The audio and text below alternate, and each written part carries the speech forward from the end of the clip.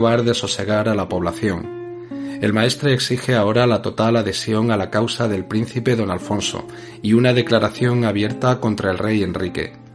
El 27 de abril, sábado para más señas, organiza una ceremonia donde los principales caballeros habrán de besarle la mano en calidad de representante del príncipe Alfonso. El pendón de Úbeda es levantado en apoyo a su causa en medio de aclamaciones, gran vocerío y tumulto. La ciudad ha tomado partido. El hermanastro del rey ha pasado a ser su verdadero señor.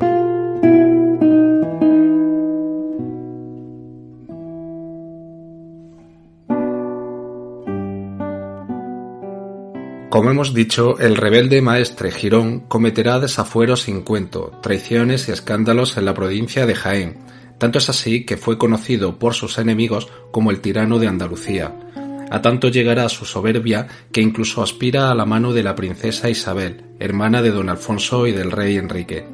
Al año siguiente, en 1466, sus partidarios, entre los que habrá numerosa gente de Úbeda, junto a las tropas de Díaz Sánchez de Benavides, don Rodrigo Manrique y otros caballeros importantes, seguirán perpetrando toda clase de violencias como si se tratara, a decir de Ruiz Prieto, de guerra con los infieles.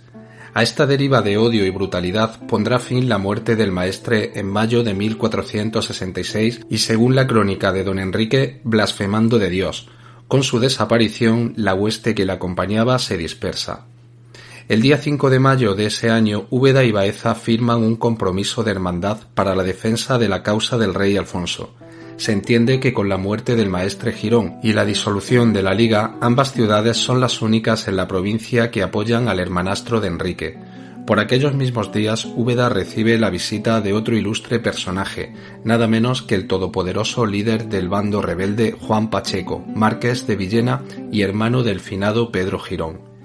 La razón es la de recorrer la provincia para asegurarse el nombramiento del maestre de Santiago en la persona de su sobrino Rodrigo, el hijo de Girón, que tenía por entonces 8 años.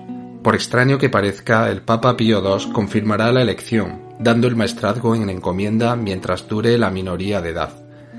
Pero la guerra continúa. Por la causa enriqueña luchan en la provincia el condestable Miguel Lucas de Iranzo y Juan de la Cueva, que llegarán a tomar Baeza tras una sangrienta lucha. No dura demasiado el éxito, pues no bien hubo abandonado el condestable tierras jiennenses cuando Fadrique Manrique vuelve a apoderarse de la plaza tras algunas escaramuzas y una reñida batalla. Se firman treguas entre Villena e Iranzo, que se romperán casi inmediatamente en medio de una sucesión de campañas que por su prolijidad no podemos abordar. La provincia es pasto de la violencia, al más puro estilo guerra civilista español. Úbeda, claramente decantada por el bando alfonsino, es uno de los ejes principales donde se agita el conflicto en la provincia. Pero si fuera de los muros la guerra apenas descansa, otro tanto ocurre en el interior de la urbe. Las eternas luchas banderizas se recrudecen al calor de la contienda. Expulsados los Cueva del Alcázar, son los Molina, defensores de don Alfonso, los que ocupan la posición. Existe un documento en el que el propio infante Alfonso agradece a los dichos Molina su adhesión y les confirma la tenencia del codiciado Alcázar. Lo curioso del documento es que el infante se da a sí mismo el título de rey. Es un cóctel perfecto: 2 reyes, 2 bandos, 2 causas por las que matarse y un reino dividido y ensangrentado. En 1468 ocurrirá un hecho que podía haber aclarado el asunto. El 5 de julio, en la localidad de Cardeñosa, Ávila, fallece don Alfonso a la edad de 14 años. Las crónicas oficiales hablan de una muerte por pestilencia, común en la Castilla del siglo XV, aunque la opinión popular e investigaciones recientes se decantan por el envenenamiento. Enrique IV quedó como rey indiscutido a partir de 1469. Pero Castilla no sería Castilla, y España no sería España sin esa vocación tan nuestra de tirar de navaja y espada cuando se dirimen altos intereses, a veces bajos también. Quedaba por resolver el problema dinástico. Recordemos, por un lado teníamos a la princesa Juana la Beltraneja, a la que seguían sin reconocer buena parte de la nobleza, y por el otro aparece en escena la hermana del malogrado Alfonso, Isabel, que va a abanderar la causa de los que se oponen a ella y quieren proclamarla reina. Una nueva guerra está servida. ¿Qué posición adoptará Úbeda en esta nueva tesitura? pues teniendo en cuenta que la ciudad se ha mostrado partidaria de su hermano en el pasado y ha sufrido los quebrantos que el condestable Iranzo le ha ocasionado en la lucha anterior, en el año 1471 caballeros y escuderos de la localidad pactan y firman pleito de homenaje a la princesa Isabel como heredera al trono, y aprovechan para quejarse de los daños y desafueros cometidos por el condestable. La futura reina, comprensiva, manda una carta en respuesta desde Medina de Río Seco prometiendo reparar los agravios de Iranzo. Pero el destino del condestable Iranzo estaba escrito con letras de sangre. 2 años después, en 1473, es asesinado en las gradas de la Catedral de Jaén. Sucedió el 21 de marzo, mientras rezaba de rodillas en la capilla mayor de dicho templo.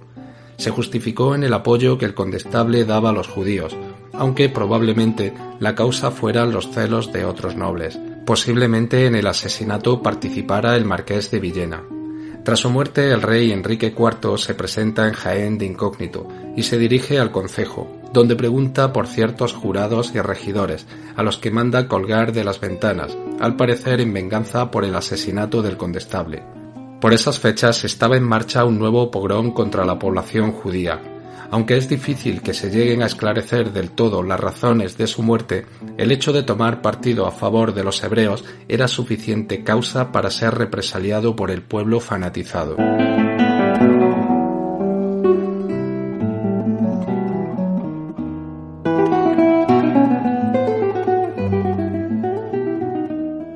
A raíz de unas revueltas acaecidas en Baeza y otros pueblos de la provincia, donde también fue asesinado el cuñado de Iranzo, Fernández de Quesada, vino el rey a estas tierras a intentar poner orden. Las partes se reúnen en Mengíbar el 8 de julio. Las diferentes poblaciones envían diputados y Úbeda, como es lógico, tendrá su representación.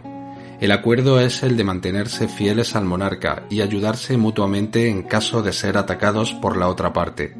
Como puede verse, los cambios de alianzas están a la orden del día. Todo depende de la dirección que sople el viento, en este caso del viento que se considere más fuerte o sea capaz de asegurar los intereses de las partes. El último enfrentamiento serio registrado entre cristianos y moros se produjo en 1469. Los musulmanes entran por el puerto de Mancharreal y llegan hasta Quesada, todo un clásico. Baezanos y ubetenses les salen al paso y se entabla batalla. Dice la tradición que el apóstol Santiago luchó al lado de los cristianos y les llevó a la victoria, otro clásico. Los cautivos moros, en palabras de Ruiz Prieto, afirmaron que habían visto una luz muy viva sobre la cabeza de Hernán Vázquez, mancebo de 16 años y muy virtuoso, que era hermano del adelantado Lope Vázquez. A esta gran victoria la llamaron del Retenal. Seguramente no fuera el último choque. Es muy posible que aún se lanzaran unos y otros zarpazos durante los años siguientes, pero el hecho de ser esta la que cierra los enfrentamientos en el reinado de Enrique IV le viene a poner un cierto broche final al duelo medieval reconquistador en estas tierras. Cuando accedan los reyes católicos al trono, la contienda tendrá ya otro matiz bien distinto, pues el objetivo pasará a ser el de la conquista definitiva. Muere el rey en diciembre de 1474. Fernando del Pulgar relató así el acontecimiento. E luego el rey vino para la villa de Madrid, e dende a 15 días que le agravió la dolencia que tenía e murió allí en el Alcázar a 11 días del mes de diciembre de este año de 1474 años, a las 11 horas de la noche. Murió de edad de 50 años, era hombre de buena complexión, no bebía vino, pero era doliente de la hijada e de piedra, y esta dolencia le fatigaba mucho a menudo.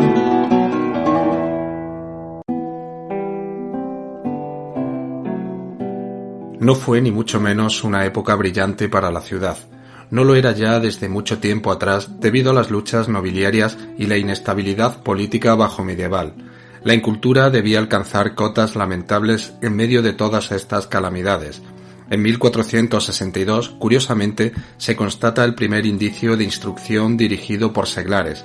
En este caso, se trata de un vecino de Baeza que solicita al concejo de Úbeda la vecindad para poner una escuela de gramática.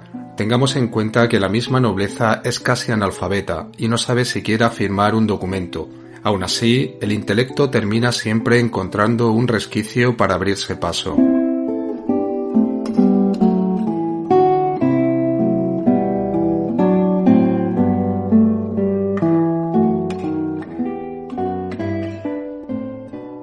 Lo que sucede tras la muerte de Enrique IV es bien conocido para casi todo el mundo. Un nuevo conflicto sucesorio estallará en la península para determinar quién ostentará la corona de Castilla. Lo que hace diferente a esta nueva guerra civil es que en el caso de que se alzara con la victoria uno de los bandos, a Castilla se le uniría también la corona de Aragón, pues como se sabe, a estas alturas el matrimonio entre Isabel y Fernando era ya un hecho y contaba con los mejores auspicios.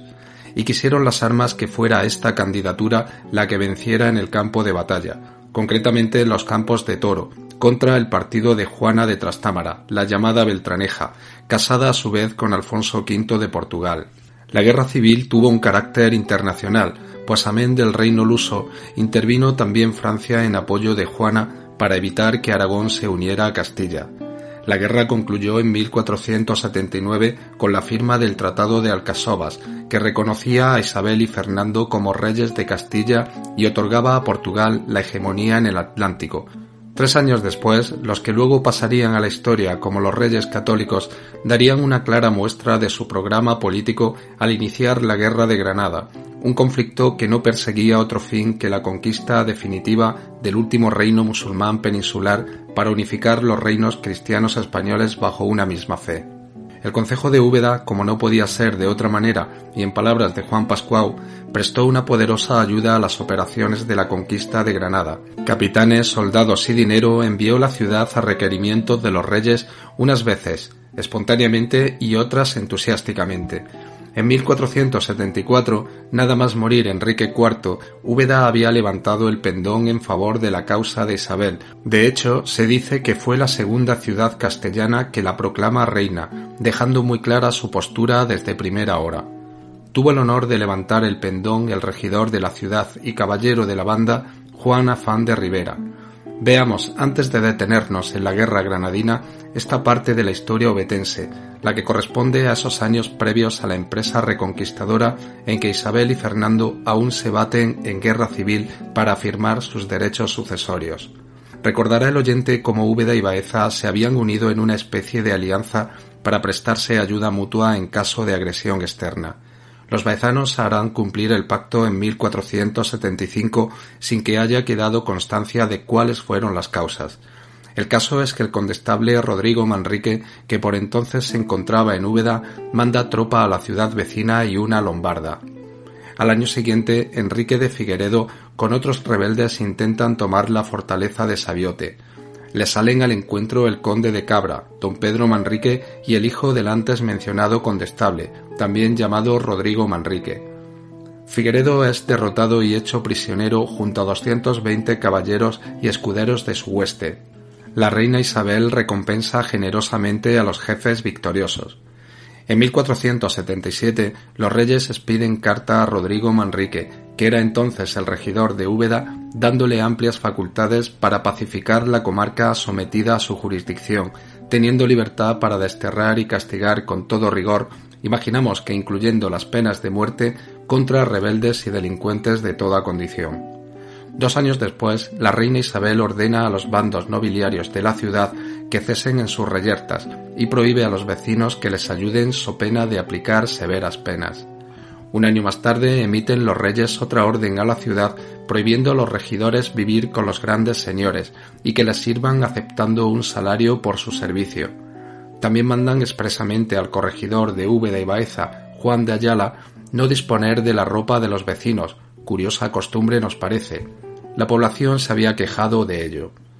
Una de las principales medidas de los reyes católicos es someter de una vez a la soberbia nobleza, la cual ha venido empantanando la vida castellana durante muchas décadas.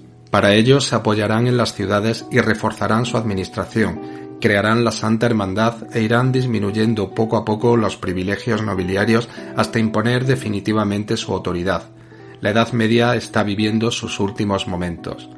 Son numerosas las cartas y documentación que existen en el Archivo Histórico Municipal de la ciudad de la época de los Reyes Católicos.